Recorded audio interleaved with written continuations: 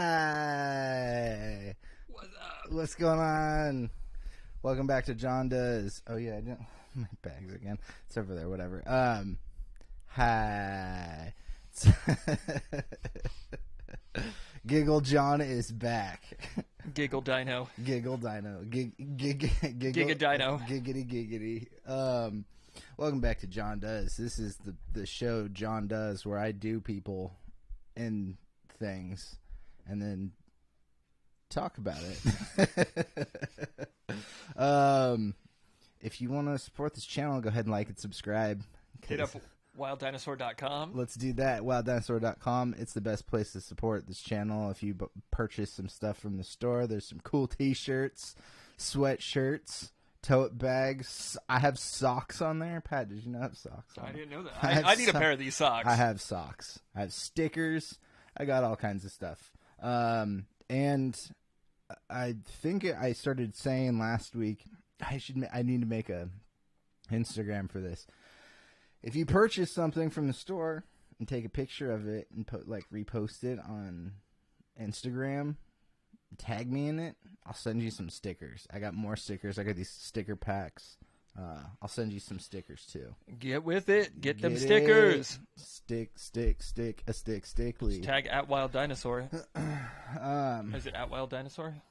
Yeah, at the Wild Dinosaur on Instagram. The Wild Dinosaur. All right. The Wild Behemoth. So last week we had Pat on Friday, and we have him on Wednesday too, because he's not available to come in on Friday because he's a real person and has a job. So you were gone. You left. You did some stuff. I did. I went to Arizona, Glendale, Arizona to be specific. There's only one Glendale, and it's in the valley. Yeah, not Glendale, California, but Glendale, Arizona, just outside of Phoenix. Went to the Philadelphia Eagles at Arizona Cardinals football game. That was awesome. Had a lot of fun, good time. Can show the viewers here. Just quickly pull this up. Have a little video of you should where I was at the stadium. It's going to be a little hard to see, but yeah, I was there at the stadium. Oh man, you could if you'd sent me that, I could have played it full screen. All good. But yeah, it was a great time. Very close game. The Eagles won with only because of a missed field goal at the end of the game. You hate to see that, but we were happy that the Eagles won because my stepmom is a huge Philadelphia Eagles fan. It's crazy that they invented a football team off the episode from It's Always Sunny. The gang gets invincible. Yeah. Which was a team that was actually invented for the movie Invincible. Starring Mark Wahlberg. Yeah. As an eagle. But it was invisible, so they didn't have the likeness rights for that. So It's Always Sunny in Philadelphia had to call it Invincible. The gang gets invincible. Oh, I see. So it wasn't that. It actually cut back on a lot of special effects for the filming of that. Sorry, smaller budget. Sorry, so I don't know much about sports or football, so I don't have much to lean into in regards to the football stuff. But how was Arizona overall? I actually liked it. It's pretty nice, man. At least that area. I mean, we didn't really divulge too much from just that area by the stadium. Did you get any restaurants or anything? I mean, it's just like chain restaurants. We went to like the Yard House and which is always good. Yard House is always solid. Shout out to Yard House. And what else? Cracker Barrel. What'd you call me? We might get banned because of using so just like slang. Yeah, just like standard American slang. Like chain fare, but it was still good. Like the food was fine. A ton of Eagles fans. I don't know what it is about Philly fans, but no matter what event it is, you're gonna find if a Philadelphia team is playing, no matter where the location is, like you're gonna find a bunch of Philly fans. Damn, dude, did you hear that? That fire truck was loud. They're like, "We got an emergency to get to," and I'm like, "Shut up! I got a fucking live stream to get through." Right. People in their emergencies. Get out of here. Ask you. Of course, you watched the latest episode of House of the Dragon. I did. Yeah. Oh man, did you catch that one? It's brutal. Where did you catch that when you got? I don't want to give too many spoilers away. I mean, at this point, it's kind of a week-to-week show. I don't mind spoiling some stuff. We'll give people a spoiler warning here for House of the Dragon this week. Yeah. Just so we can talk about some things. Did you watch it when you got back? Because you got back on Monday, didn't you? So did you I watched it Monday night. Yeah. Oh, okay. So yeah, what'd you think? I really like it, dude. I enjoy that show a lot. But it is very, like, self-contained. Pretty much all the happenings take place in that castle. They do go to Dragonstone, and, I mean... There's a couple of locations. Yeah. That's actually one of my biggest things about the potential Jon Snow series that they're talking about doing.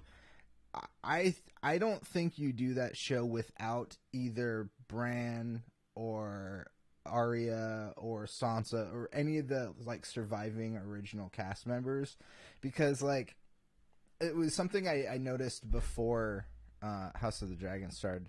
One of the great things about Game of Thrones was the world, and like every half scene you're in another place. You know, you do a whole scene with Tyrion and Cersei in King's Landing, and then you're up north, and then you're at the Wall, and then you're in Dorne, and then you're in all these places. And we don't get that in House of the Dragon. I think it works so far. Yeah. I would like to see a little bit more, because there's like the stepstones you see too, like the battle out in the sea.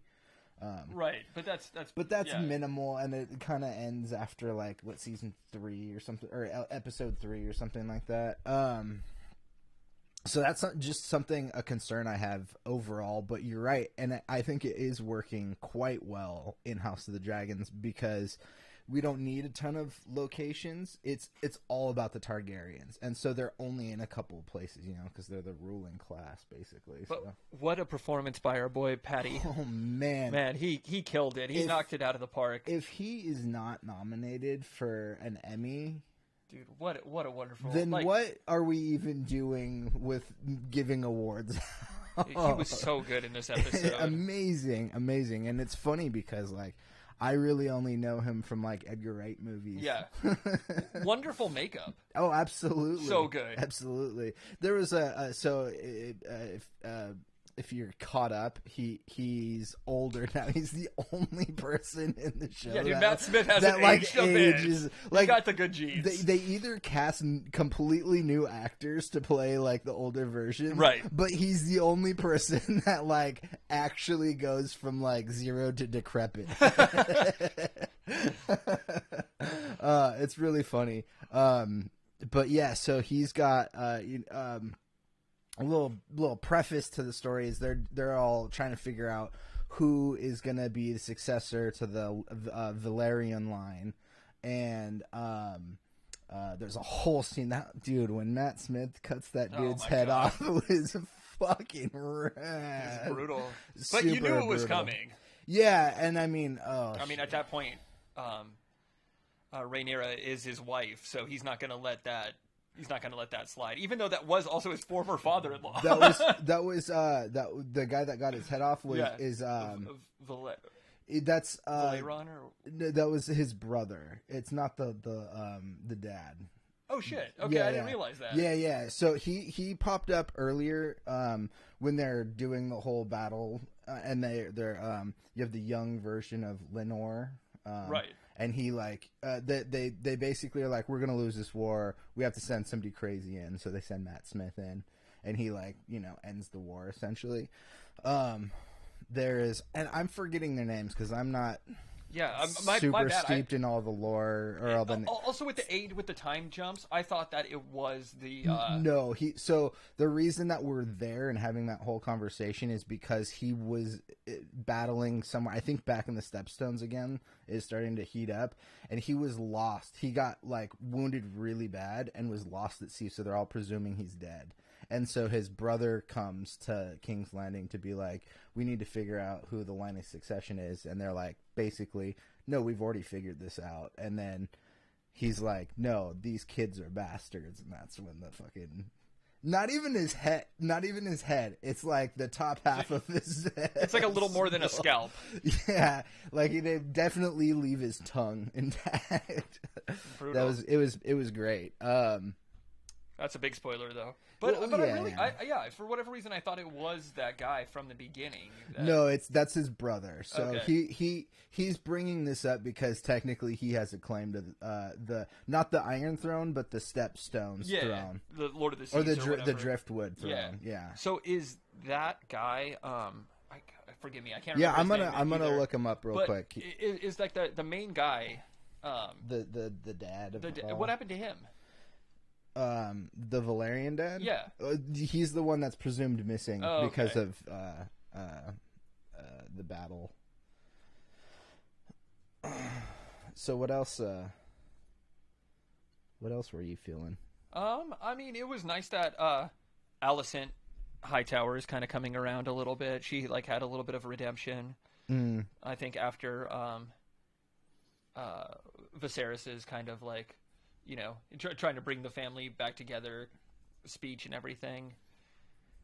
Yeah, this whole episode was like, you guys fucking cut it out.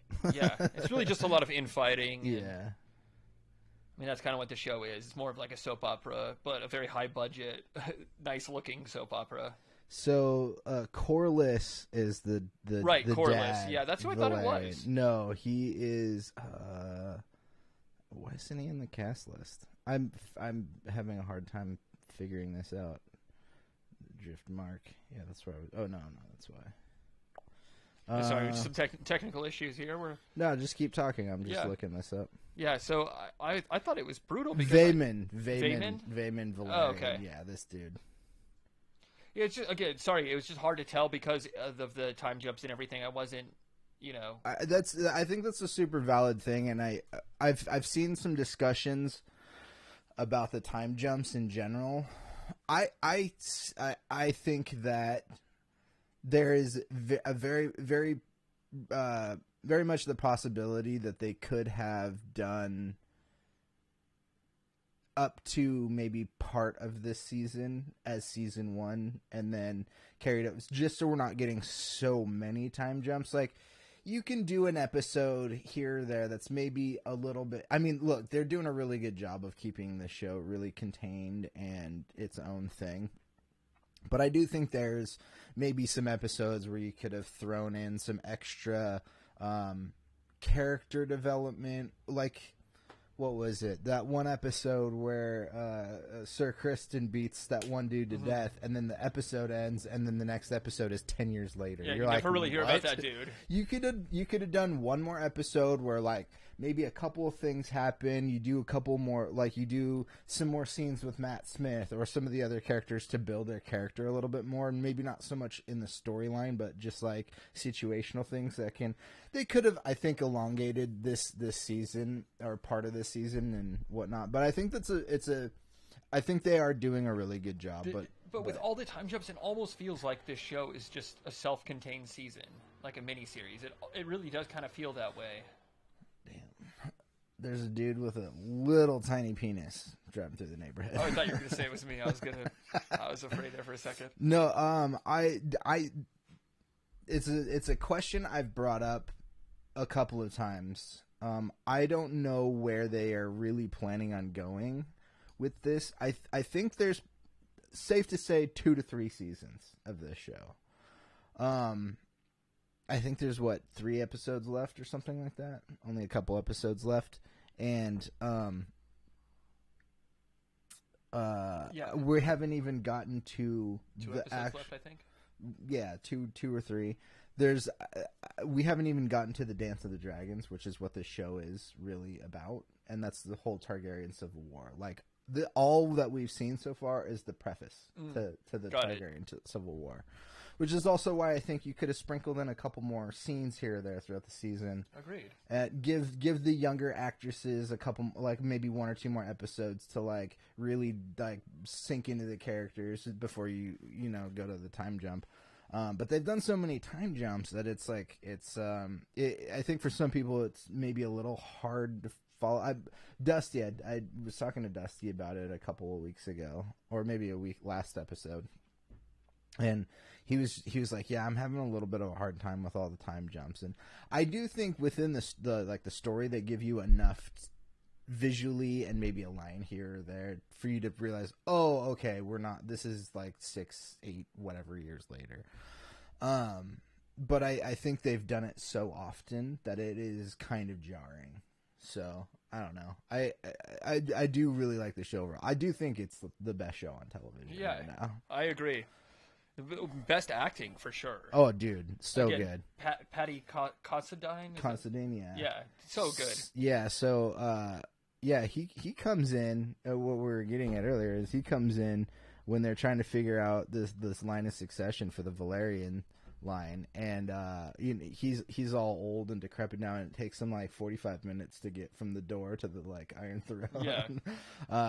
Which is, oh man, it was such a good tension scene. And I guess so as he's like walking up the stairs, the crown falls off. I guess that happened in rehearsal. They didn't really plan on doing that, and then Matt Smith like picked it up and they're like, that's like really good. Yeah, we should do that. And so they added that scene. A little bit of a reconciliation between the two brothers. Yeah, you get like and it really is like Viserys' like goodbye. Oh yeah, it is. Totally, like he actually gets a really happy ending compared to like most people in Game of Thrones. Yeah. It could have been way worse. Totally could have been way worse. But I mean, yeah, I don't know. I thought this show was great, and you brought up with Alicent. She has some redeemable scenes in this too. Like, there's moments where I'm like, oh, they're gonna fucking like hug it out, and we're all good here. But you're like, no, like there's definitely some shit about to go down because those fucking little kids, man, kids ruin everything. Those blonde kids. Those blonde kids. Yeah, watch out for those little. Who's the one with Aryan shits. The one that with the a patch, the eye patch. Aemond? He's pretty badass. Yeah, he is a dick for sure, but he is also badass. He kind of is taking over the Matt Smith role. The family. It's kind of funny because I feel like the actors as they aged up. So the older brother was David Tennant's son, like an episode or two ago, when he's like jerking off in the window, that's David Tennant's son. And then they aged him up in this. And I didn't realize that was who that was supposed to be, was the aged up version. Cause, Aemon, even though he's got the eye patch and you can clearly tell like, oh, that's the kid that got his eye ripped out. But he's the younger one, but he doesn't really seem like he actually, I felt like he looked like he could have been the older version of the Matt Smith, or the David Tennant son character. Yeah. He does look more like him. But overall, still really good. Absolutely. Still really good casting. Worth watching. You watched The Lord of the Rings at all? Not the latest episode, no. Yeah, still haven't seen that. I know you asked me last Friday, and I still have not watched it at this point, but I will.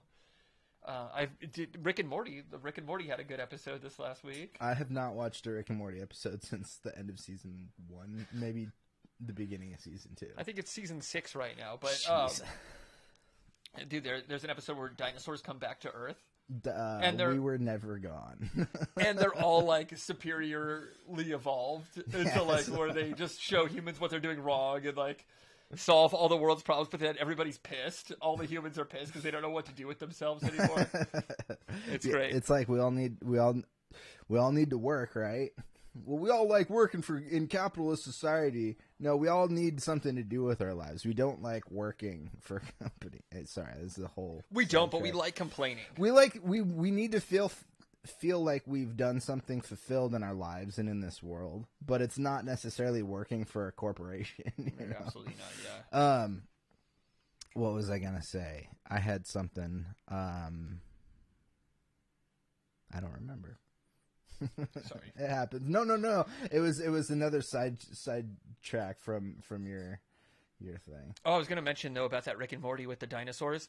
A quick spoiler alert here for Rick and Morty, but the dinosaurs ends up that like they're the meteors that crash into Earth and then have also crashed into every other planet that dinosaurs have been to. And as the dinosaurs have evolved, this other life form is devolved in the opposite direction. So it's just like a sentient meteor that's just like screaming and hurtling at wherever the dinosaurs are. It's hilarious. That's great. You never read Hitchhiker's Guide, did you? I haven't. Okay. Yeah, so the movie's fine. It deviates from the book, whatever. I don't care because I don't care about source material shit like that. Just give me a good movie. I like the movie. I love the books. In the books, Arthur, the main character, the main Earthling character that survives, Martin Freeman plays him in the movie. All right. I know Mos Def's in that too, right? Yeah, Mos Def's in it too. Yasin Bey, I guess. And Zooey Deschanel. Okay. And Sam Rockwell. Damn, good cast. It's a great cast. Yeah. Dude, John Malkovich pops up. Wow. Yeah, there's some other people. Bill Nighy's in it. This is like the best. I love best the cast Hitchhiker's. right here. I love Hitchhiker's Guide. It's great. Just wish that there were more of them. Well, I think they're in a position where they could make the book series. I think even when that first movie came out, doing the second book would have been difficult. But I think we're in a place where like you could totally pull off some of the stuff in that, Like a series or a show. Yeah, I mean it started as a radio series. Damn, I forgot what I was. Oh yeah, no, in Hitchhiker's Guide, in the books, Arthur, the main character, is being like hunted by something, and he's trying to figure out what it is. And it's I don't know if I want to spoil this because it's so good. It's so good. But I will. I'm going to spoil the Hitchhiker's Guide. If you've seen the movie or read the books, so in the movie, I forget what it is, that through hyperdrive space travel, there's it gets into like probabilities and stuff like that, and all of a sudden like a whale just appears in the middle of the sky, and he's going through all this like sentient stuff like, oh wow, I'm alive, what is this, what is this thing, oh there's that, what's that, and then he like starts coming up with words and stuff, all while he's like falling to the ground and then dies. Well, that kind of thing keeps happening throughout the whole book series. It's either like a whale or like a vase full of flowers or whatever. And it turns out the thing that's hunting Arthur is like the like life force that keeps being regenerated and killed because Arthur keeps like doing this like space travel. It's super weird. It sounds like it. Very existential. Weird. Yeah, and I think the finale takes place at like a Wimbledon match. Something like that. It's super crazy. Anything else you're watching? She-Hulk? Didn't catch She-Hulk? I haven't caught the newest episode of She-Hulk yet. But Tonight will be the finale. Okay. Yeah, well, maybe I'll just wait then and watch them back to back. And then you've been watching Andor? Yes, but I have not seen the latest episode. That was last night, so I wouldn't have imagined you've caught that one. Was it awesome? Yeah, it's really good. It's you get to see the actual heist. I won't spoil too much, but it does dive into they're doing like 3-episode arcs. So this is the 3rd episode of the 2nd arc, and it is it kind of rounds out what's been happening the last 2 episodes where they're getting ready for this heist essentially. And yeah, this episode is the heist, and it's really good. There were some things that are kind of predictable, but the things that like are predictable happen in ways you don't expect. I really like the show so far, though. I think it's really good. Are solid. The characters remain really solid in this episode too. I guess that's all I'll say about it. So what's his name? The older Swedish guy. Oh, Skarsgård. Yeah, he's Stellan Skarsgård. He's such a solid actor, man. That guy's so good. That guy is amazing. He's really good. Also, the guy that plays the tryhard, younger. I don't know what like he works for. It basically works for like a corporation that. Oh, the like main villain kind of guy that Cyril is his name. The guy that goes and lives with his mom after he gets fired. He does such a good job too so far in the show. That is such a funny storyline. Like, you work for this job. You're essentially you're like a lightweight Imperial, but you're not. You just work for this corporation. You get fired, and then you go live with your mom. Like. Hey, it happens to the best of us. It happens to the best of us, for sure. But I really liked I really like. Hey, that just made me wonder. I'm just curious now. Do you think this is the beginning of my villain arc? It could be. Very well could be. All right. Well, yeah. I don't know. We'll get you back on next week. Maybe we'll talk about She-Hulk again. Sounds good. I've got some special things coming in the next week. I was showing Pat one before.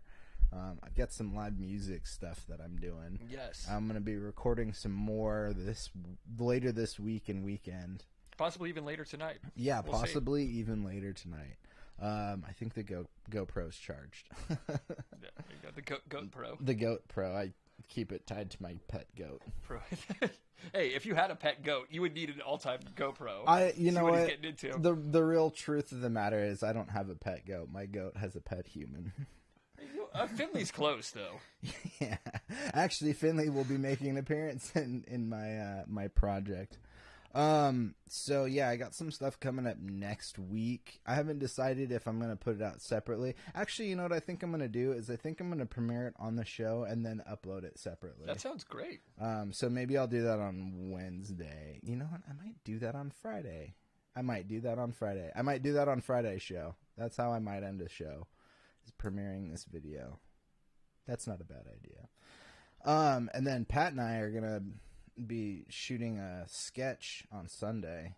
So a long awaited follow up to some of my more classic sketches. So let's see. Let's do a commercial break.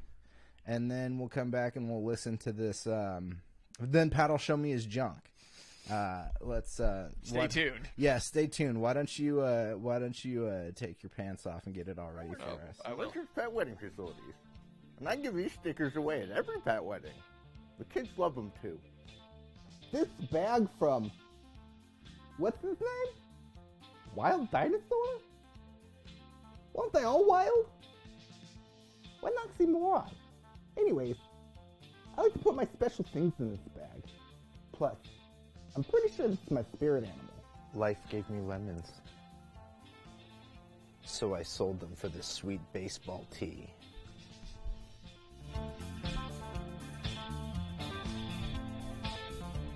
And we're back. You know what we're talking about today? Do you have any idea? I mean, I do. Any questions or comments in the chat? There's 0 people watching. Awesome. Let's go. We're talking about this bad boy. This is a SH-101. SH-101. From Roland. We've been doing a synth series. Yeah, this is our third of 3 so far, but we technically 4 because I did the Op 6 twice. Oh, okay. I did one by myself where I was just like, I got this, listen to it, and then I brought you on and we talked about it. So this is technically our third. Or, well, technically 4th, but we'll say this is the 3rd in the series of us talking about it. So we've talked about FM synth, we talked about AM synth. We talked about analog. What about subtractive analog. What about PM synth? Well, this baby is definitely a PM, and you by got PM a BM I mean and a PM. No, this is one of my favorites right here. 100% is. I absolutely love this thing. It's a vintage synth. Vintage. Ooh. No, but this is from I believe they started making them in 1982, and it was so popular and such a hot seller for Roland that they continued making them. I believe all the way up until like 88, 89, something like that is when they discontinued them. But it's called the SH-101. That is because in Japan, the Shioi. In Japan, the pronunciation of synthesizer is synthesizer or synthesizer or something like that. So it's SH synth 101, meaning that it's just like dead simple, 101. Like that little story that you told me reminded me of Scott Pilgrim, where Puckman. Yeah, Pac-Man was initially called Puckman. Paco. Yeah, something like that. Sorry. Oh no, all good. That's funny. But then they were afraid that they were going to people would cross out the P and make it an F, which of course they would. Of course, we would still be doing that. Yeah, that's the case. Right, but this thing at 101, it's just dead simple to use. It's got as you can see, the viewers Bunch at of home, but sliders. on the photo they can see a bunch of sliders. Couple of knobs, bunch of sliders. Much like the grandmother, it is just like it is a analog subtractive synthesizer, and it really has many of the same features that the grandmother has, but it sounds quite a bit different. And there are also things that you can do that are different from what that Moog does also. And really just the sound is significantly different. We can get at it and start listening to some sounds, though. So we got the same kind of waveforms, though, of course. Right, We got so the same analog, classic analog waveforms. square wave, sawtooth, and what's the other one? A square, saw, and the sub oscillator, which is just another square oscillator. But with the pulse, the square wave, you can change. It's like a variable width, so you can change the shape of the square, and you could have that modulated with the LFO or with the envelope. It only has one envelope. So does the grandmother, but yeah, just one envelope that you can share between the filter and the amp. And let's just listen to some sounds here. Like right now, I have just the pulse wave. Super plucky. I can't hear that. Yeah, I need to throw your put my headphones on. Very plucky sounding, and that's actually one of the things that I love so much about this synth is, it is the envelope is so fast on this thing. It's like razor sharp. But I'm just gonna raise up some of these a little bit and get some more of these sounds. Fall into the gap. It's very simple, deceptively so though, because it can sound. This thing rips. I use it a lot for bass. You can hear the variable pulse there. I actually have it being modulated right now by the LFO too. But even if it's manual, you can hear it just sweeping through the different width of the pulse. And if you mix in the saw also, you can already tell it's getting a little more complex. And the filter is nice, the classic Roland filter of the time. You got the sub in too, which can either go one octave or you can throw it down 2 octaves. Nice. From the main waveform. There's only one oscillator. One oscillator, one filter, one envelope, one amp. And the magic really happens when you start mixing those waveforms together along with that pulse width modulation. Kind of increase the LFO speed a little bit. And then it's great for performing too, because you have this bender. You can go, that people can see up there in the photo, it has the gender bender. You could I have it right now just set for the filter, so I can close but you can also give it more of the LFO to the pitch by just like pushing the stick up a little bit. But yeah, man, for bass, it is just maybe my favorite synth for bass. I'm gonna dial in a bass tone, and it's so fast. Like you can get something so fast on this thing.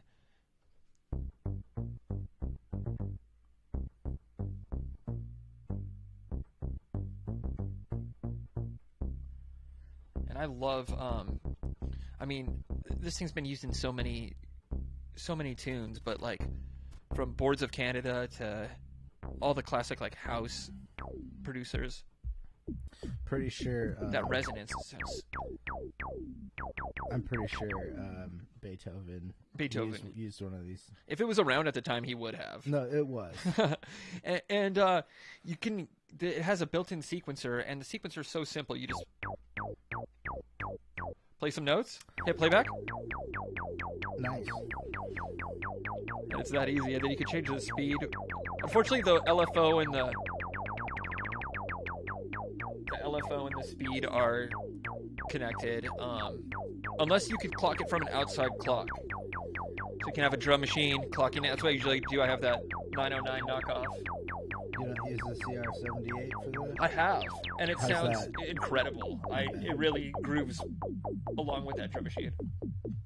You know, one thing about the design of this that I noticed that's interesting that I don't see a lot, even for older gear, is the jack's on top. Like even the power jack is on top. Sorry, I don't have an extra like camera angle for this, but on the graphic up at the top, you can see those little dots up there. When I first looked at that picture, I thought it was like just an angled picture where you could kind of see the back of the thing. No, that's on top. Yeah, it's on the top. It's on the top. Right. It's kind of weird. It's a little different, but Yeah. it is just like and you can see, I mean, it's built of plastic, so it's not like the sturdiest build, but the keys, I mean, It's play plastic. it a It's little plastic from the '80s, so it's bit. The keys feel great. It was built in Japan. I kind of compare it to it kind of reminds me of like an NES or something, you know? Those were also built in Japan. It just has a solid build. I can raise that decay a little bit.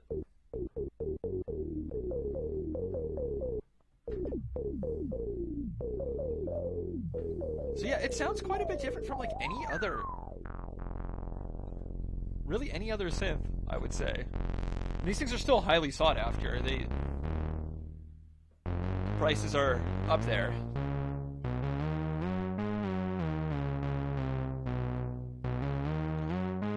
Oh man. that's sick. Yeah, it sounds just and like that's one of the things about these old Roland synths. This one and the Juno, which you know I also have, the Juno 6. It has a similar setup, and no matter where you have the sliders, it pretty much always sounds good. Ooh, dude, bass off between this, the grandmother, and my actual bass. Do a bass, yeah, definitely a bass off. Hard to go back to Scott Pilgrim. Yeah, I was just gonna say Yeah. Todd. But dude, yes, I mean, and then it's got the ARP also. Well, on the bass, I have the slicer pedal, so let's go, bitch. And then, but I mean, I really like that sequencer though. That's you can punch in notes. Music, bitch. You can do little glides and stuff too.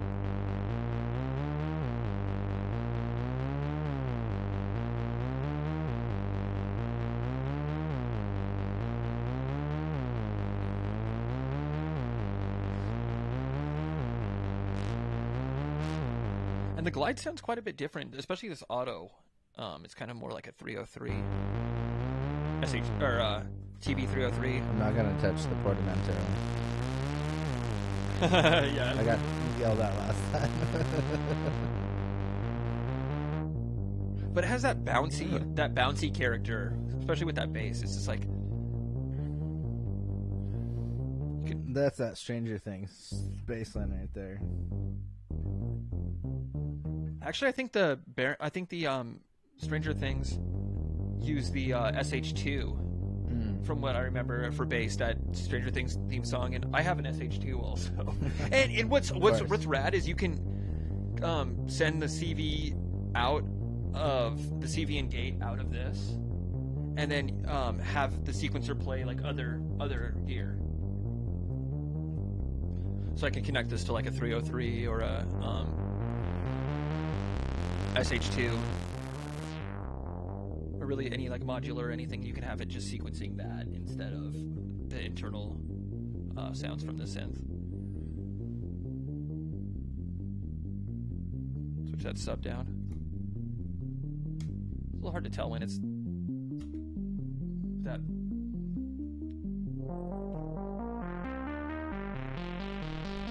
You put a little bit of like tape delay on this. Chef's kiss.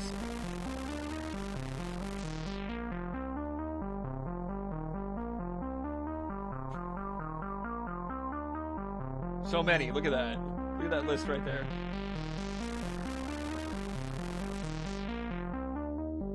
It's got a nice noise.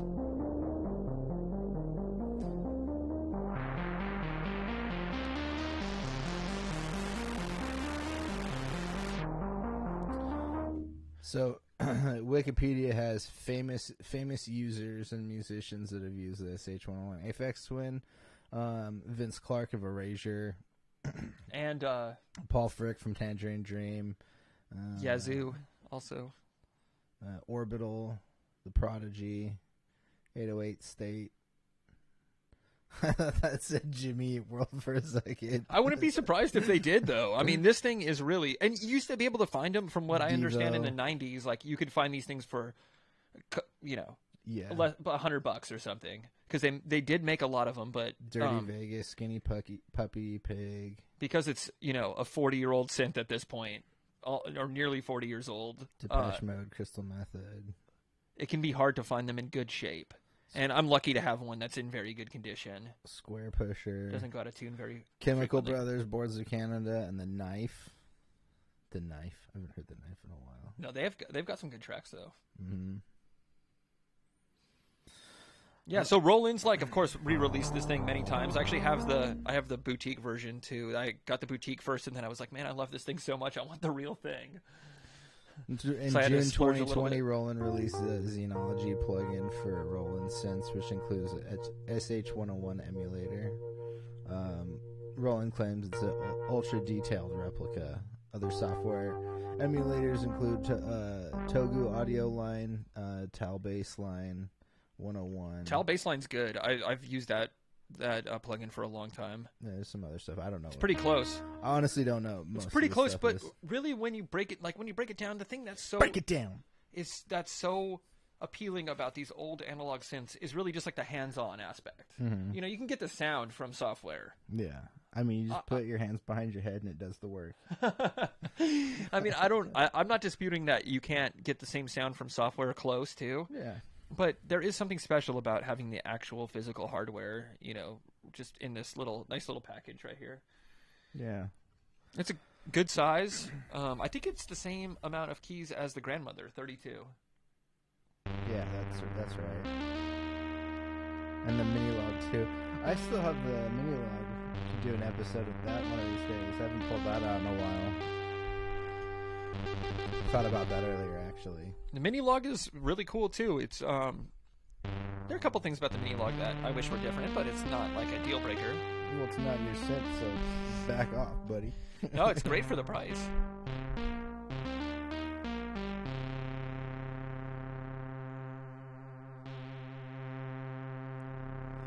Oh man, that sub really thickens things up. Yeah, it does. You could get that LFO going on the filter. And because the envelope is so percussive, it's so nice for making drum sounds too. You could just make your own drum sounds on this thing. Nice kick. See if I can get a good kick.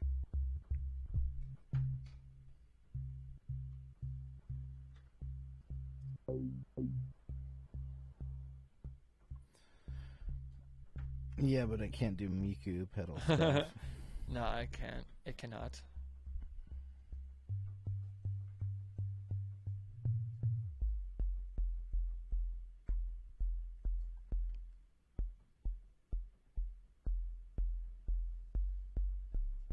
I mean, you can tell that just you can get a. Okay, you got the low kick. Now let's hear all the toms. There's one. There's another. What I'm doing right now is it has a self oscillating filter because it's a 24 dB low pass filter, and I have a self oscillating filter. you can kind of. I self oscillate every morning. Maybe best not to talk to the listeners about that. I mean, I'm starting an OnlyFans, so. Yeah. I mean, all right. Well, Watch me good publicity. watch me Watch me self oscillate. for $10.99 a month. Not a bad deal. Hey, I do first timer discounts, new member discounts. First timer discount. So does the Bunny Ranch. I operate the same way dispensaries operate. I got Munchie Mondays. And this is no wave shapes. This is just a filter. This sound right here. So you can get a nice kick going right there. It's really all about that envelope. Can we hear some variation in the wave shapes with just that? Nice house. Like a house kick right there. Some nice variation in the wave shape with what were you asking? I'm sorry. Just take that sound that you had, and give us some variation in the wave shape. It's just that kick you had. That kick that I had? Yeah. So. Ooh. How did I have that? Something like that? Yeah, just that. Okay, so that's like the natural sound, right? And then if you add, maybe you can add a little bit of like the sub oscillator. It's kind of hard to.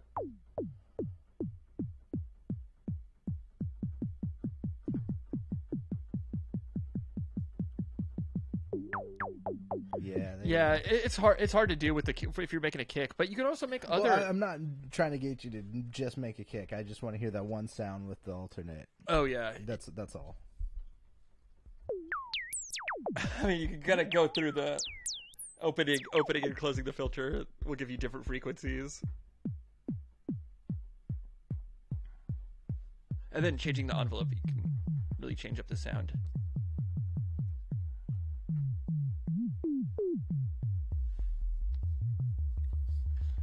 But I mean, man, I could spend hours with this thing, and I have.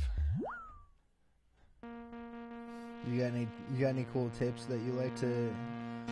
I mean, clocking it when you clock this thing from an external source, whether it be a drum machine or from like another sequencer, anything like that, you can really do some cool stuff with using the sequencer. And like you know, if we were using, which we probably will later, if we have this thing on the TR-8S, and you have the sequencer going, you can change the rhythms by like changing the steps, because it takes the spot of like one of the toms or something like that. So instead of using the rim shot or the tom, whatever it is, you're programming which steps that the sequencer is going to play on. Dude. So if I just play like a straight, you know, if I just load a straight like 8. You get on my case about the whole OnlyFans thing, and you're over here talking about rim shots. Yeah. So if we just 1, 2, 3, 4.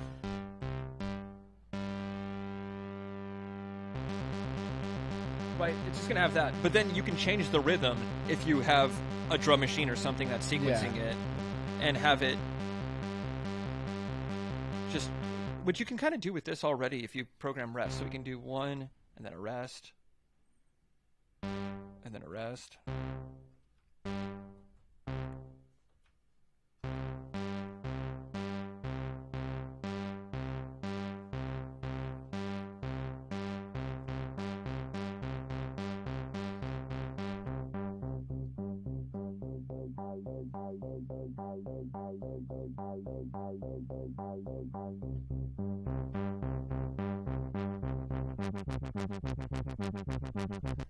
You can have the noise as a modulation source too, or the sample and hold. Which it says random. It's like sample and hold. I like that. That's cool.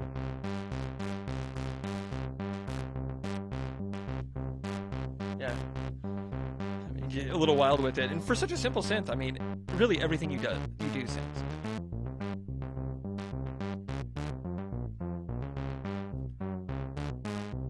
Have a little bit of pitch modulation.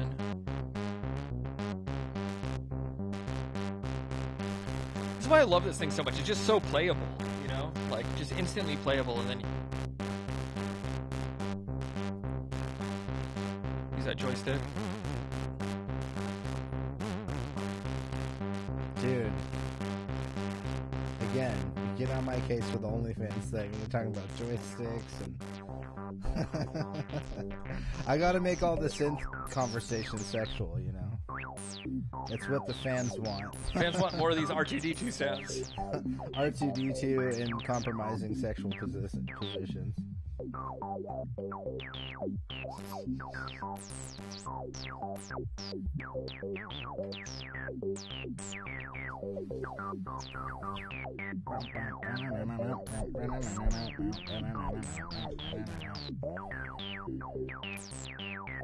So sorry, you like to pair this with what are your favorite pieces of gear to pair this with? The 909. The 909. Yeah, just so that? the Nothing 909 clone. I also really like this thing with your Meowsic.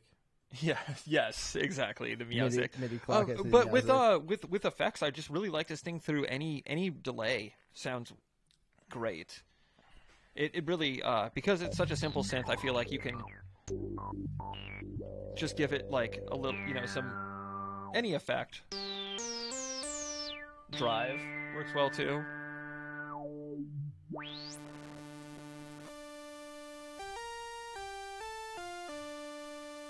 It's not bad for leads. More suited for bass, but I would say that it's pretty solid for leads also. So I'm gonna propose something to you. I might need your help with something, and I want to do it. Of course, we've got a ton of stuff. I've got a ton of stuff I'm working on. Some of that stuff you're involved in. I was talking to my editing teacher last night after class because the editing class is more about like storytelling and the structure of editing and stuff instead of like learning how to use software or anything like that. That's good. More theory behind editing. Yeah, and it is good. But I'm also in the position of like I'm trying to get away from Premiere, and so I want to switch over to Adobe. And he was basically just like, yeah, just do a project, just something that's like kind of a passive project or whatever. Don't stress yourself out with it. But I was also thinking about my week 2 assignment or something like that was a group discussion. And we were talking about silent films, and it came up that there's multiple versions that you can find online for a lot of the silent films because they're either remastered or they're rescored like 2 or 3 times. Yeah, we were talking about that last episode.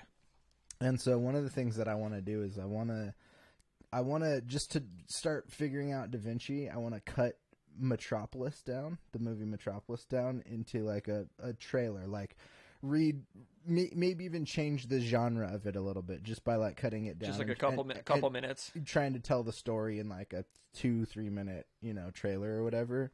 But then I want to score it. I'm down. We should score it. We should score that. We have pretty much everything we need right here. Yeah. Especially with that except for the experience and scoring film. Yeah, right. That's true. We just got to start doing it, though. If any of my classmates are listening, let us score your films. So there was one more thing that I wanted to quickly show you here. Yeah, with what's this. up? So I have the arpeggiator. Was it your penis? No, it's not. But I have the arpeggiator playing right now. Oh, my disappointment level just went. I heard that. Yeah. All right, so we have the arpeggiator going, and I have it on hold. Mm-hmm. And then if you hold down key transpose. Oh, cool. Change the arp to whatever key. Yeah. So it changes all the notes that we have. That's cool. But yeah, it's a nice little. You can do that with the sequencer too. When you do that, sorry, it's been a long couple of days. Do you do it one note? You were just tapping one note, but if you were to like transpose, could you play like a chord? That's actually what I was doing. Yeah. Oh, okay. It looked like you were just hitting one. Oh no, note. sorry. Okay. Yeah. So I had here. Let me. So like right now, I'm just playing a G minor chord, just a simple G minor chord. And then if we go key. Okay, so you play the chord, and then when you're transposing, you just need the root note. Yeah. Gotcha. Exactly. And it's always the to get back to the normal tuning, it's always going to be C. The C right here, but you can transpose it up an octave and then back down.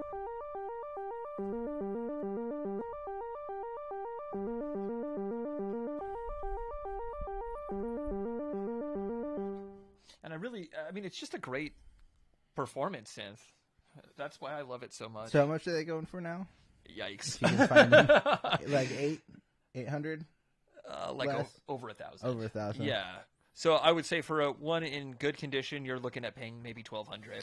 But the boutique ones. Yeah, the boutique sounds like great. $200 or $300, something like right? that. Yeah. So I think the boutique retails for like $350, and they sound great. great. Are they in the same line as this one? They're a little bit newer than Roland released a little bit later than the Juno one. But they're like the same kind of series, right? The same little layout. I haven't used this in a while, sorry. But yeah, this is I have the boutique Juno 06. Maybe we do an episode on this thing. Yeah, I think it sounds great, especially for the. That way you don't have to bring your Juno over. Yeah, because Pat has a real Juno. Yeah, I have the Juno 6, and this is the the boutique version of the Juno 106. So they sound a little bit different too, just inherently. Whatever. But the 106 is probably the more famous one. It was one of the first synths with MIDI. The first two synths with MIDI were the Jupiter 6 and the the Prophet 600. But yeah, so the boutiques are about the same size as this thing, right? They are, yeah. Cool. That's a nice compact size for like the bedroom Yeah, producer. this actually I think isn't too big either, but it's not. It's just expensive. It's just expensive. That's the thing. And the good thing about the boutique is it actually has a 4 voice. You can do up to four voices. It has a poly mode Are on they the boutique. built the same way? Do you know? Because this is actually this feels like pretty Yeah, solid. yeah, like they both are pretty sturdy. metal, aluminum or something. Yeah. So, anyways, cool. The boutiques sound great. They're and also Roland they've done a couple of like reincarnations of this. However, there really is something special about having the original. But not to say that everybody needs it. You can get the sound. SoftTube is one of my favorite plugin companies, and they just released this synth in like a software. I think it's called the Model 82, and it's like a software version of the SH-101. They've done 82 models of this thing. Jeez. No, they have a Model 84 that I have, which is the Juno 106, and that's like one of my favorite synth plugins. That thing sounds fantastic. It sounds almost as good, if not as good as a real Juno. It's just, and it's like you can get them for like. Get that plugin for $100, I think, or maybe a little bit less. I just realized there's something I keep forgetting to do during the show. What's that? I bought this thing a couple weeks ago, and I'm trying to make this like I did this once on episode 59, and we're on episode 62 now, but I want to start the episodes off with this. All right. I like it. Sorry. I'm trying to make it a thing, but I can't make it a thing if I don't do it. But Take one. You're gonna see more of this weekend. All right. All right. Well, hey, dude, you got anything else you wanna tell us about this, or should we get out of here? I think we kind of covered everything. It really is a simple synth, so I think we kind of covered everything. But yeah, you can make with this envelope, just making like you can do hi-hats too. I got a last question for you. What effects have you used with this? Have you plugged any effects pedals in? I have. I've used the Strymon Volante, which is like a tape delay emulator, which is, as you know, sounds great. Most of that Strymon stuff sounds really good. Yeah, all the Strymon stuff. I got two Strymon, please sponsor us. I've got 2 Strymon pedals on my board currently, right. and I don't really foresee taking them off anytime soon. We were running the grandmother through that Zelza, and it sounded incredible. So I'm nice hi-hat right there. putting my list of pedals to sell together. I'm gonna need that Earthquaker back from you. But the Zelda I think is staying. Remember I was telling you, I was like, I might get rid of this thing. I think it's gonna stay because I have too many synthesizers at this point. I have too many pieces of gear. I like I really like the Phase 90 pedal for phaser on my guitar. It's just so simple and gives me exactly what I need. But I think the Zelda has a lot more functionality to it. Actually, it's right here. I can pull it up and show you guys. This is the Zelda. It's a phaser pedal. It's got a lot of stuff to it. There you go. It's a better. It's an incredible phaser pedal. It is, but it's a little bit much for like guitar, for example. Not to say you can't use it on guitar. I find the Phase 90 pedal just so perfect for what I need. But the Zelda I'm gonna probably end up using for either the drum machine or synthesizers. So that is actually. Do you want to see what's on my potential like get rid of pile? Sure, let's check it out. The fans may be interested. So I think I don't need this anymore. Oh right, because you have that golden reverb. I have the golden reverb, the spring reverb on my amp, the spring reverb in the grandmother. Most of the reverb that I have, I already use. That thing's still nice for what it is, though. It is, and I don't know that. Honestly, I don't know that I really want to get rid of it. Yeah. None of the pedals I really want to get rid of. That would be nice for like other applications. You know, if you want to run a synth through it. Sure. But you know, my guitar currently I don't need a ton of reverb, just the built-in. So yeah, on a synth. I'm sure that this would sound great through that. This one has been a piece of contention in my life. This is the Earthquaker Arpanoid. I bought this when I was living in the Bay Area. Super excited. Bought it on my walk home from work one day after I got paid from the bookstore. It does cool stuff. It was not doing cool stuff for my guitar. And then I sold it to my friend Jay, and he plugged it into a drum machine, and it was doing some really cool stuff. But ultimately, I don't think I'm ever really going to use it. It does some really cool stuff, but... Maybe like on a hi-hat or something from the TR-8S. Get some crazy patterns. Yeah, maybe, but maybe even just like a layered version. You know, not even like... Not even the main pad. Yeah. A bust channel, kind of. Yeah. The Rainbow Machine, I think it's just bizarre. I think if anybody knows about this pedal, you know that it's difficult to use. I do like this pedal, but yeah, I don't find many places to put it. So I think that's gonna be on my the chopping block. I have one other Earthquaker pedal that I'm gonna potentially get rid of, but it's at your house. It's the the Astral Destiny. The Astral Destiny. It's a reverb. Got a bunch of different shimmery and weird reverb stuff. It does sound really good. I think I used it through this like $40 Casio that I bought from Jay. That's actually gonna be on the get rid of the list. Casio. Yeah, it's right there. And then these aren't anything super duper important, but these are these controller pedals, these Boss controller pedals. What can you do with those? I was using, I forget which one's which because it's been so long now, but I think it was the silver one I was using on the old SR-16 drum machine. Oh, as nice. a start-stop. Okay, it's just like a foot switch. Yeah, and then this one I think is a latching foot switch. Dude, honestly, I might be able to program the CR-78 with one of these. You want to try it? Yeah, I mean, I'm gonna get rid of these either way. I don't really have too many things that I'm actually looking at. I need to get like an actual programmer for the CR-78. I need to just meet other musicians so I don't have to like loop everything anymore. Yeah. Hey, but that's fun too. Could be fun. Sure, but like I've been doing that for like 20 years. Yeah. I'm like kind of tired of it. Sure, I understand. So yeah, these are my get rid of lists so far. There might be one or two other ones. I'm not sure. I definitely have a camera lens, that Casio keyboard, and a Gibson Les Paul that I'm gonna be selling. Oh, you are gonna be getting rid of the Les Paul? Yeah, I'm gonna get rid of the Les Paul. I mean, I bought it, and I do like the Les Paul, but man, that Jazzmaster. You guys will be seeing the Jazzmaster in action on Friday when I told you I have something special going on Friday. So yeah, that Jazzmaster is like my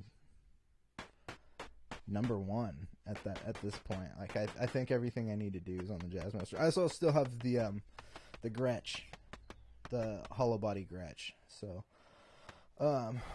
why don't you program us a really dope arpeggiator or sequence, something like that. Sequence, yeah. Give us some Stranger Things stuff. All right. And while you do that, I'll do this little outro here. I'm gonna start saying goodbye to everybody. Thanks for joining us and watching our music episodes. And I want to do more of this stuff. There will be more of this stuff. It's like breaking the seal. I've broken the seal, and now I'm trying to keep going. So.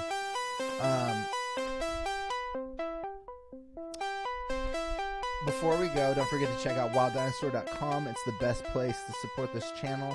I got merchandise there. You know what? I got more than merchandise. I got links to all of my art and some of our art. There's a music page there. There's links to our band that will be ending soon, or our music project that will be ending soon before we blossom into another one. New Pants. You can find all this stuff on wilddinosaur.com.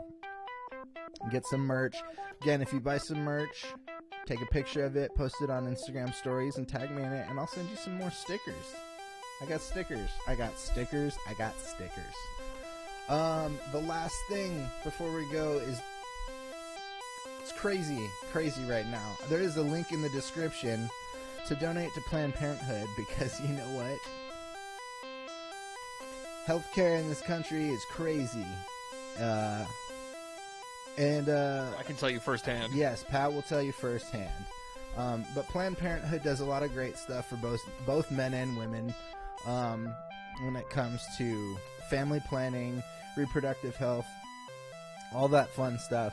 You need condoms to make balloon animals. Just go walk into the lobby. There's usually a fishbowl of condoms out there. Go in there. Just go in there and say hi. You know, I'm sure they would love to say hi back. But donate to Planned Parenthood. They fight the good fight. Thanks for joining us this week. I will be back on Friday with some special stuff for you guys. So we'll see you Friday. Have a good night, and yeah, we'll see you Friday. See you Friday.